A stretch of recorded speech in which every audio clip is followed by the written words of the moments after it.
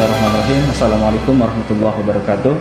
Alhamdulillahirrahmanirrahim. Segala puji bagi Allah yang telah berikan nikmat kesehatan dan kesempatan, dan sama-sama memperhatikan dan mendengarkan nantinya narasumber yang hadir pada program POJM, yaitu Podcast Jari Muhammad.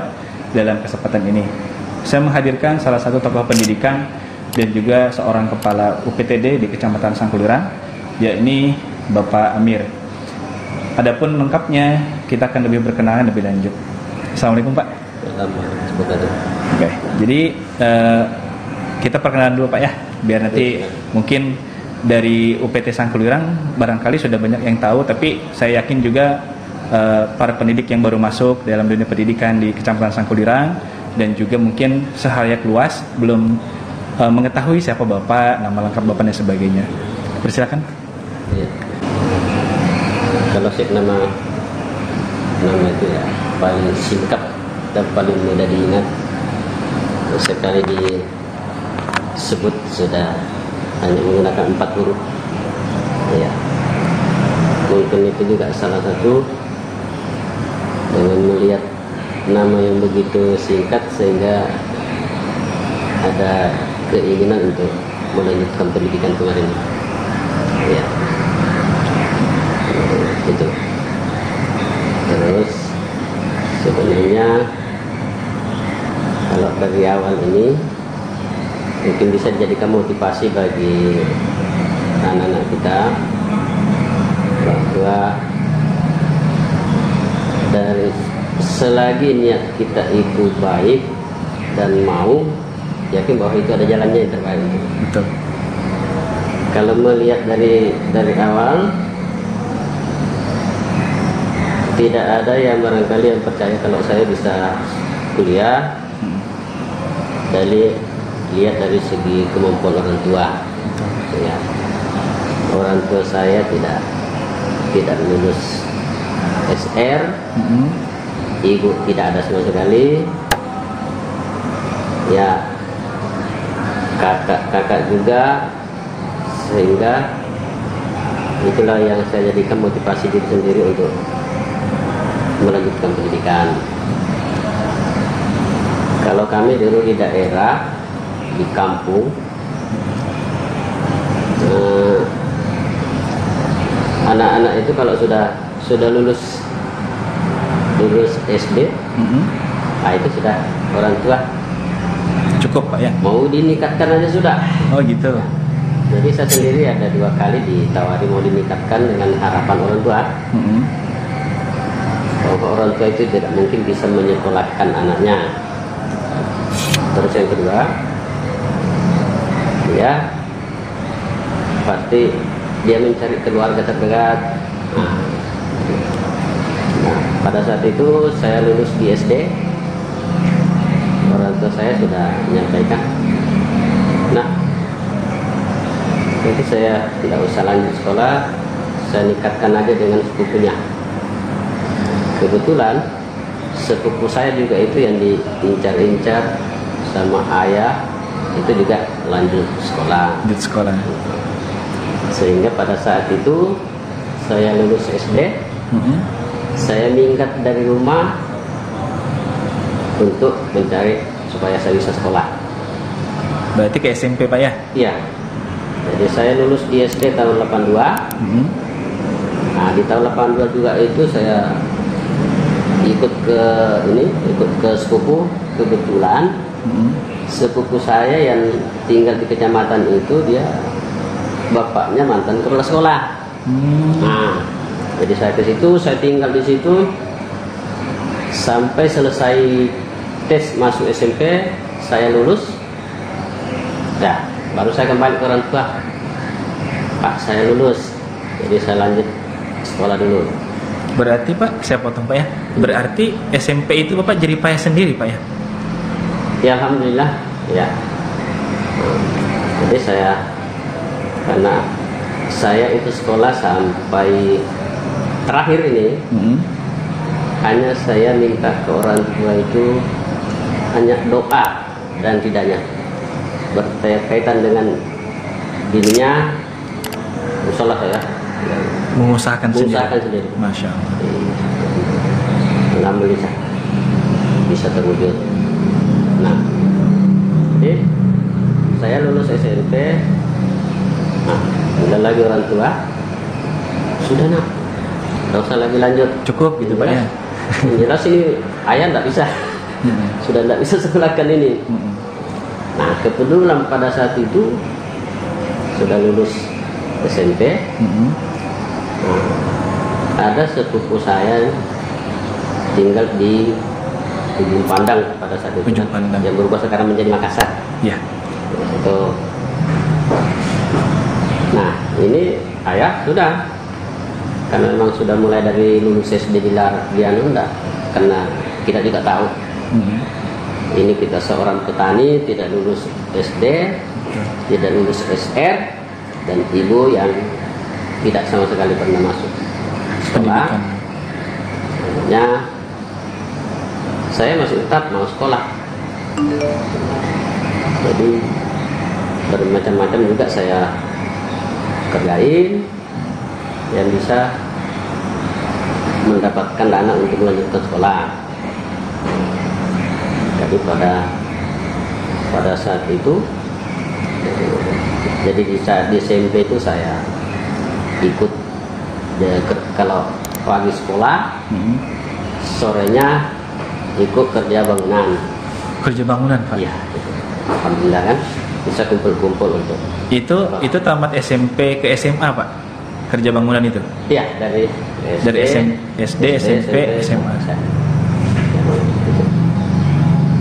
Nah, pada saat lulus SMP, nah ini masih berlanjut. Nah, orang tua lagi menyampaikan nikah aja nak sudah. Dorongannya nikah masih ada Pak ya? Nikah aja sudah. Dengan sepupunya. Jadi pas keluarga yang dari Makassar itu, sekarang yang dulunya di Padang, saya lagi datang itu di kampung, yang namanya di kampung ya, datang di kampung. Ya sudah, saya lagi pergi bermalam di situ di rumahnya sampai dia berangkat ke Makassar. Jadi saya enggak minggat lagi ceritanya ke rumah, kalau kan mengamankan diri. Saking maunya sekolah. Saking maunya sekolah. Iya. Nah, sementara tidak punya dana Pak ya? Iya, dan terkendala dengan dana. Nah, dengan kondisi orang tua. Pas sepupu itu kembali ke Makassar, ikut sudah saya. Kembali ikut Pak? Ikut ke Ujung Pandang. Ujung Pandang. Dengan sepupu itu, ya di sana saya dibawa mendaftar ke SMEA. SMA Pak ya? Iya, ya. SMK kan sekarang ya. Iya. SMEA. Nah, saya mendaftar di SMEA itu saya lulus cadangan kemarin. Pas tes itu Pak, lulus cadangan? Lulus cadangan. Cuma karena yang namanya ini saya harus mencari dana sendiri. Pada saat itu akhirnya saya meyakinkan diri untuk sekolah di SMA Trisakti Ujung Pandang pada saat itu. Trisakti Ujung Pandang. Iya. Nah, itu ya alhamdulillah kalau Trisakti Jakarta wah luar biasa. Iya. Saya masuk di SMA Trisakti Ujung Pandang. Sampai saya naik kelas 2. Nah, kebetulan pada saat itu saya juga dijadikan ketua kelas oleh wali kelas kami di SMA. Nah, yang namanya kita sekolah di swasta, macam-macam di situ tingkah laku watak anak-anak ya, ya namanya masa perkembangannya. Iya. Akhirnya sempat saya dan teman itu marah-marah kalau saya alpakan. Tapi sesuai dengan perintah wali kelas saya, tidak turun ya dia dialpakan. Nah, karena begitu akhirnya saya dari kelas 2 IPA biologi, akhirnya saya daripada saya berkelahi, saya pindah sekolah di SMA Muhammadiyah 2 Ujung Pandang pada saat itu. Karena tadi teman-teman itu mau clash dengan saya karena sesuai perintah guru saya. Sesuai Pak ya. Kelas. Ya, walaupun dia tidak masuk sekolah tetap mereka mau hadir, dihadirkan. Berhasil saya pindah di SMA Muhammadiyah 2 Ujung Pandang pada saat itu. Saya ngambil di fisika. Jadi masuk saya dari A2 baru saya ke A1. Pas saya selesai lulus di SMA tahun 88 dengan jurusan fisika. Kebetulan guru matematika saya adalah dosen matematika juga di Universitas Muhammadiyah Makassar. Ya, jadi akhirnya kami dari A1 atau A2 pada zaman itu kan bebas memilih jurusan, mau kemana. Sehingga ya kami diarahkan ke teknik sipil. Saya ambil teknik sipil di Universitas Muhammadiyah. Ya, alhamdulillah kami bisa lanjut. Ini tadi untuk tawaran-tawaran untuk menikah ini mulai sudah hilang. Karena sudah pendidikan terus Pak ya. Iya. Namun sesungguhnya kami itu setelah lulus SMA nunggu sebenarnya. Kira-kira ada nggak? Ditawarin lagi. Gini kan. Ternyata lupa sudah kelihatannya ayahnya. Kok nggak ditawari lagi? Makanya kalau saya ke sekolah-sekolah itu ada kegiatannya, kadang tuh kan, kalau ada tawaran orang tua ya cepat-cepat lah diterima ya kan. Jadi kan sudah saya lanjut S1 teknik sipil di Universitas Muhammadiyah di Makassar Pak ya. Di Makassar. Setelah itu saya di semester 5, jadi selesai semester 4. Di semester 5 saya merasa inginnya seperti teman-teman saya yang teman sekelas kuliah. Pada saat itu ada yang pakai motor, pakai mobil, sementara saya sendiri pakai sepeda, bahkan jalan kaki kalau nggak naik. Itu demi pengen sekolah iya. Pak ya. Kalau di sini kan taksi, kalau di sana kan PT-PT. Iya. Istilahnya kendaraan umum atau damri kan. Itu. Akhirnya di semester 5 itu saya mencoba untuk memutuskan kuliah. Saya merantau, mencari ceritanya supaya ada lebih. Saya merantau ke Malaysia. Saya ke Malaysia pergi sendirian, tidak ada teman, tidak ada kenalan. Jadi nanti ada kenalan itu setelah di kapal di Tarakan menuju Malaysia. Selama perjalanan itu Pak ya? Iya. Cuma memang selama kami di Makassar itu selalu ikut dengan pengajian-pengajian baik di Masjid Raya. Karena waktu itu kan belum ada Islam Centernya kan. Masjid Raya Ujung Pandang di Jalan Andalas itu.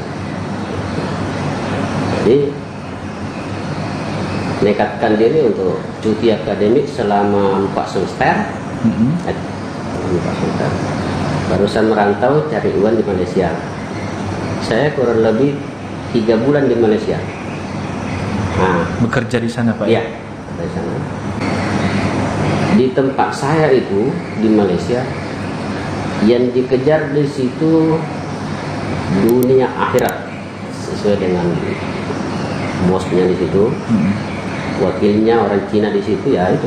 Pokoknya di situ yang dicari dunia akhirat, perbaiki sholatnya, perbaiki ngajinya, dan bekerja. Jadi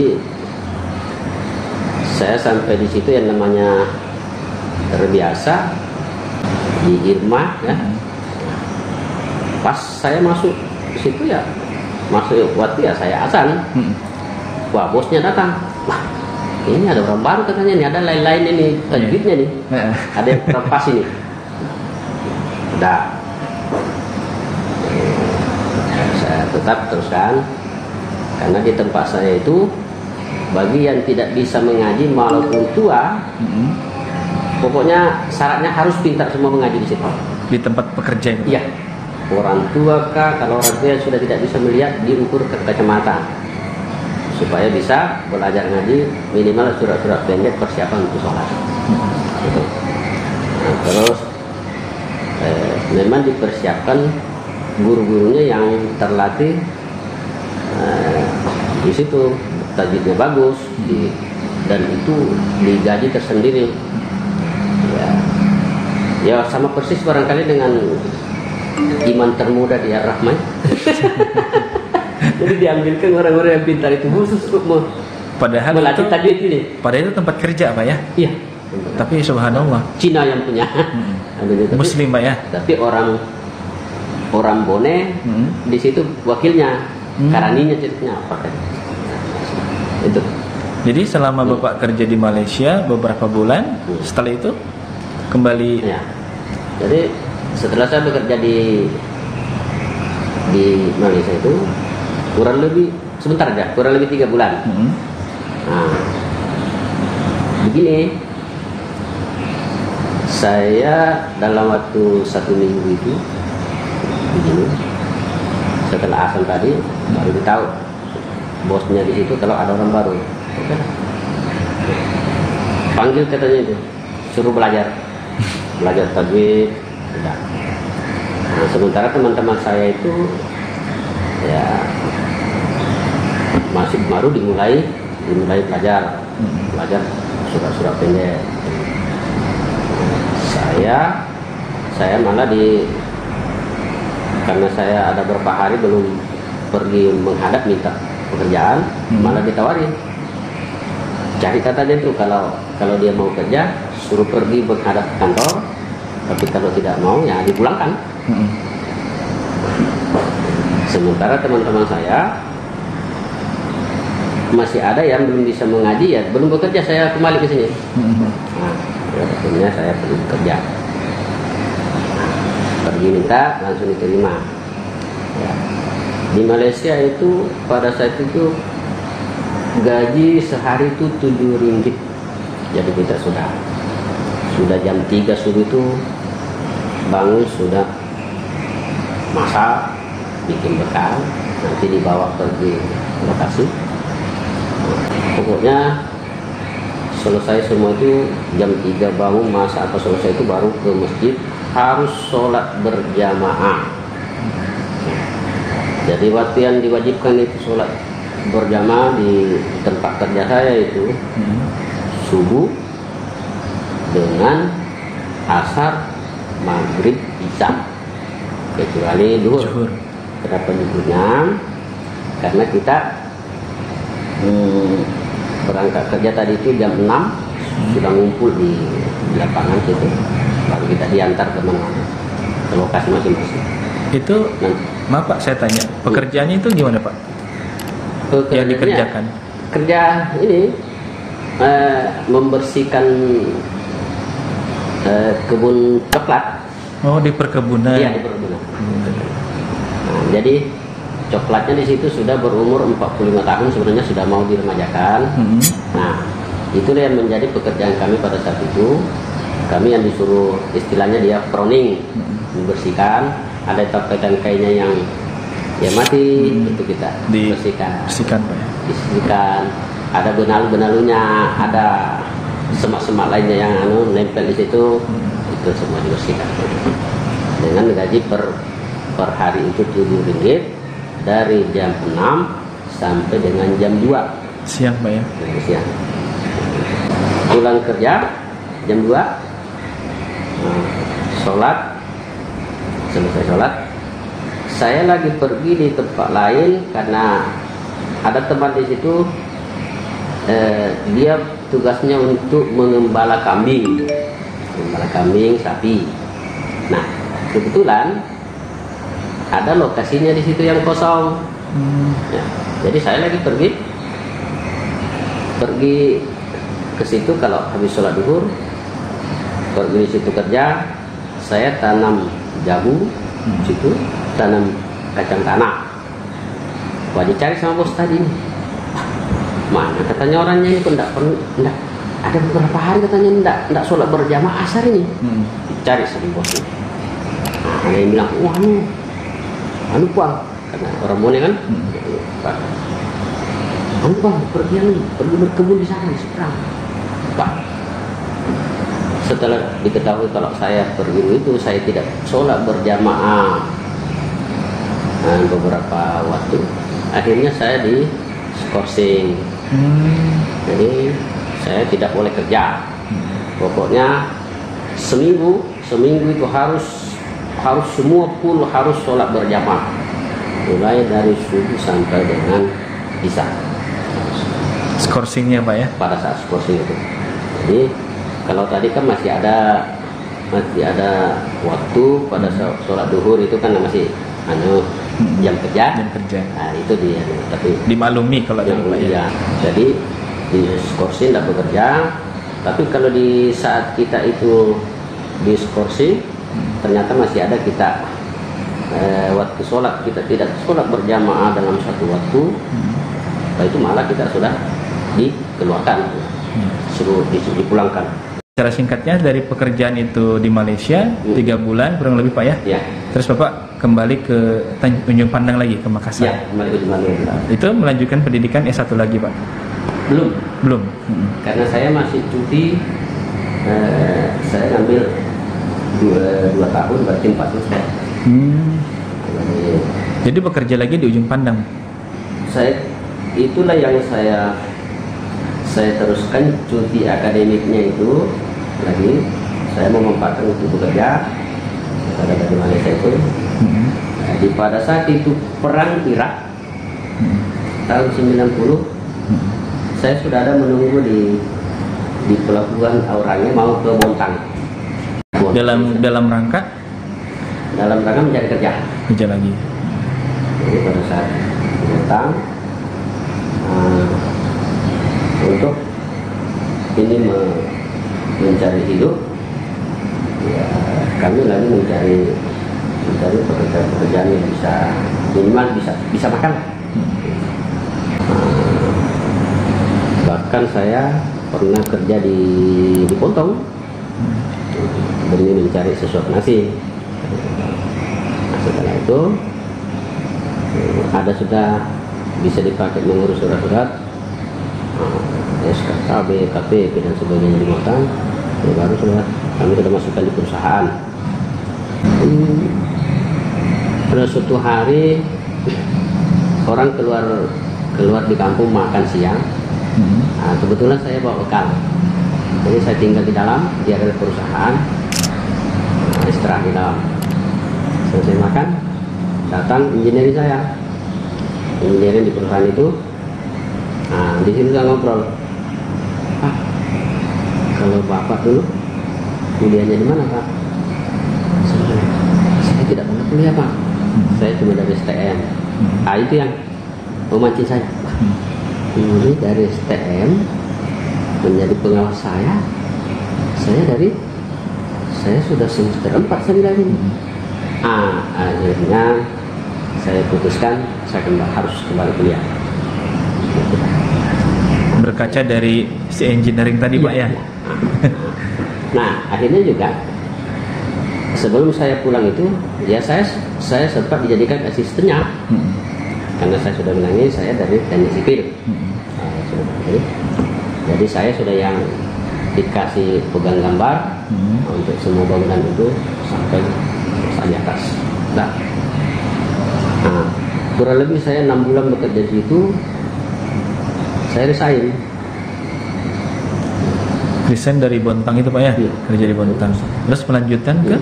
Saya mau kembali kuliah. Jadi saya kembali kuliah,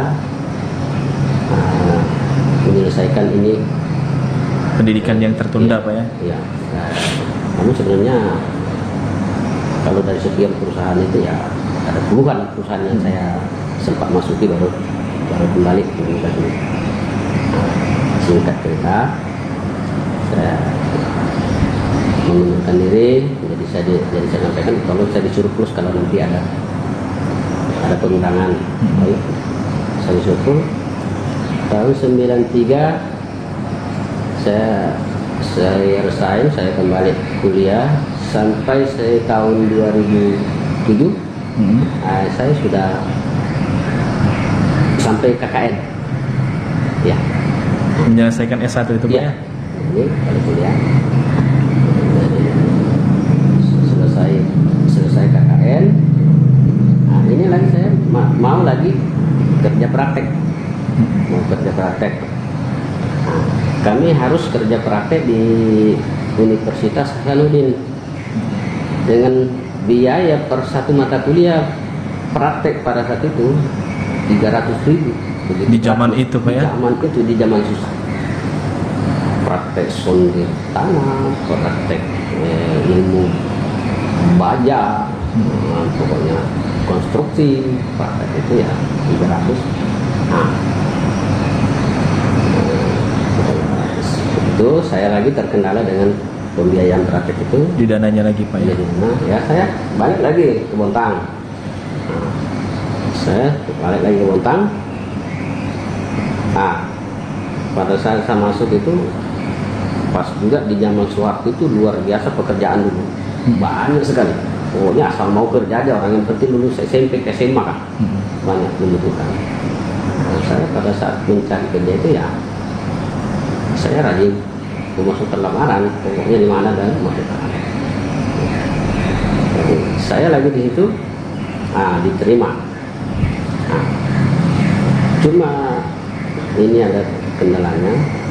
Pada saat saya bekerja di salah satu perusahaan, sudah di screening, belum saya bekerja di perusahaan itu, keluar lagi panggilan di tempat lain. Akhirnya proyek manajer di dalam satu perusahaan itu bertengkar. Dia bilang, wah ini orang saya screening. Nah, satunya lagi bilang, wah saya screening orang ini. Jadi sama-sama berebutan, Pak? Iya, berebutan. Nah, jadi akhirnya saya yang terkendala ada setelah keluar itu atribut nama itu ya ada sebulan lebih baru saya bisa kerja karena tadi ini tarik menarik proyek perusahaan ini. Nah, saya kerja lagi di situ. Pas lagi saya sudah bekerja, keluar lagi panggilan yang lain, anda aku hiraukan sudah. Saya tetap begitu. Kurang lebih lagi saya bekerja di situ udah 7 bulan. Setelah itu saya mau dipromosikan lagi, dikirim ke Batam. Nah, jadi karena saya dipromosikan dikirim ke Batam, akhirnya saya begini. Nah, saya lagi kembali untuk minta tolong. Saya kalau bisa saya disuruh plus ada pengurangan tenaga karena ini saya mau lanjut menyelesaikan kuliah, masih belum selesai kerja praktek. Ya sudah. Alhamdulillah saya ditolong oleh pejabat-pejabatnya di perusahaan itu. Saya disuruh plus, akhirnya saya pulang kuliah, pulang kerja praktek. Selesai kerja praktek di Unhas, baru saya ini sudah masuk di skripsi. Nah, ini masuk di skripsi. Hampir 1 tahun ya kerja di skripsi, baru maju. Ya, alhamdulillah di tahun 99 saya seminar hasil. Dan tahun 2000 Februari 2000 saya sudah selesai S1-nya, Pak? S1 teknik sipil. Itu kan perjalanan pendidikan Bapak dari SD, iya, SMP, SMA ke perkuliahan S1, semuanya Bapak lakukan dengan jerih payah sendiri, Pak, ya? Alhamdulillah. Itu termotivasi dari kemauan sendiri, Pak, ya? Kemauan sendiri. Nah, jadi itu mungkin teman-teman bisa jadi motivasi buat teman-teman yang lain, bahwasanya pendidikan itu harus Pak ya? Iya. Harus kita gapai, harus kita capai. Wajib. Nah, itu mengenai pendidikan Bapak dari SD, SMP sampai dengan terus ke perkuliahan di S1 Pak ya? Iya. Nah, kan kabarnya Bapak juga mengenyam pendidikan di S2 Pak ya? Nah, S2 itu masih linear Pak sama dengan S1 atau berbeda atau gimana?